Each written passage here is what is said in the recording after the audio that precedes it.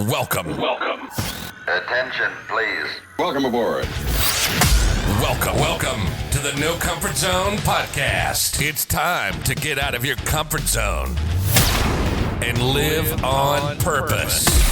Broadcasting to the world from Rockford, Illinois. This is your wake-up call. Warning.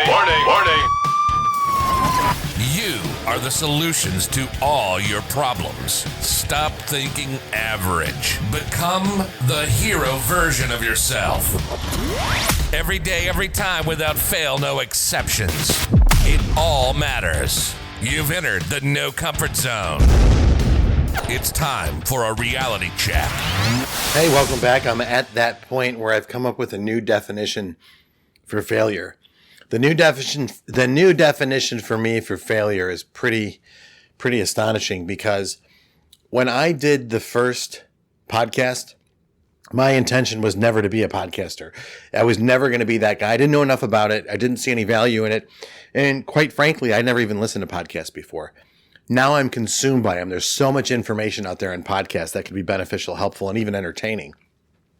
And since I have an hour drive to and from work, it just made sense that I use this time driving to and from work to be productive and focusing on what really my intention is, and that's to help people get out of adversity and get towards their goals. And I do that with this method called the No Comfort Zone Blueprint, which you can find over at thenocomfortzone.com. Put your email in, let's get connected, download the blueprint. That's where it all starts. Get really confused. Start getting out of your comfort zone and living on purpose. Shameless plug, but here's the deal. So failure to me was, if you listen to my very first podcast, it's horrible. Even this, I don't know if it's horrible or not, but I'm more comfortable doing it. Comfortable in the sense, through repetition, my passion is starting to come out. My voice is starting to come out. And I hope you feel the same way, because it's really up to you. But I don't like hearing my own voice. I don't like the way that I talk. I wasn't prepared enough on the first one. There's just all these different things that I've decided that I wasn't ready yet, and I never would be ready. Even today, had I not started and done 100 of these things, I wouldn't be ready. But now that I've done 100 of them, I'm in this space and I'm like, it's so much different looking back now. The failure was the 2 years prior, as far as how to get this message out there. The failure was deciding and contemplating and being distracted and waiting and hemming and hawing on taking action. And quite frankly, is when I talked to somebody who said, so you're not ready to start your message yet because basically you're not perfect. I said, essentially, yeah. And he goes, well, isn't that like a no comfort zone thing? I'm like, you're exactly right. And just keep talking. Let the audience be the judge. It's not up to you if they like you or not. And that's such an important thing. And failure to me was getting the opinions of so many other people in my life that negatively affected me. Or this ties into this meeting that I went to. I was worried about a meeting that I went to yesterday. The night before the meeting made me sick, because it's a chance for the franchisor to look over everything that I'm doing. And I'm not in a good place. I took this opportunity on because I'm not in a good place. And I wanted to grow the business and I wanted to solve the problems. And I'm using the blueprint to help me do this. And it's working. It's just not working nearly as fast as I thought. And patience is something that I have to become better at. But the point of this is that the whole evening before, and maybe this has happened for you, you contemplate every negative scenario in your mind on how this is going to go. You try to prepare for every answer that's going to be asked. It's like you're going into an inquisition or being judged by a jury of your peers. And they're coming in hostile to begin with.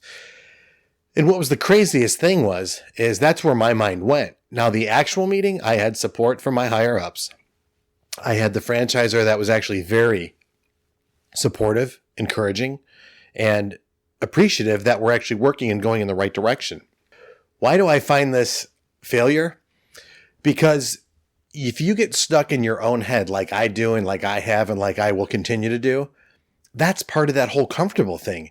You need to get it out there and you need to put it on. I got legal pads everywhere. I have like 3 on my desk right now. I have 1 upstairs by my bed where I put my goals down. I have like 2 or 3 at work. And some people might call this disorganized.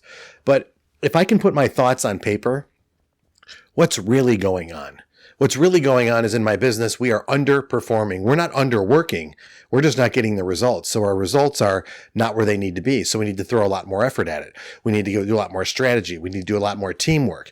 we need to do a lot more of activities that we're currently not doing. And even though we think we're doing a lot, we need to do a lot more. It's just work. That's what it comes down to. Rolling up the sleeves, putting the boots on, and start digging. And everyone needs to grab a shovel. So with that being said, I'm in a point where I look at this meeting, how it affected me for the 24 hours prior and how sick I was about it. I was even worried about it on the weekend when I should have been freeing my mind to do other things. It messed me up so bad that I stopped working on what's important to me right now personally.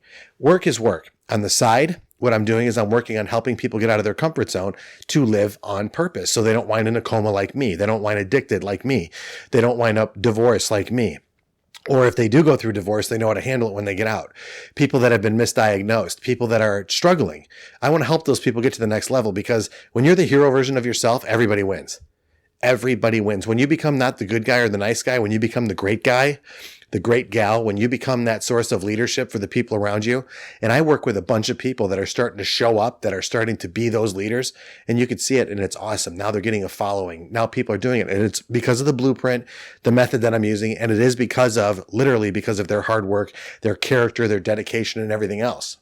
But when you keep it in your head and you don't communicate, or you don't network, or you don't just put things on a sheet of paper and look at them, boy, your mind can play tricks on you, because your mind has one job, and one job only: to keep you safe and secure.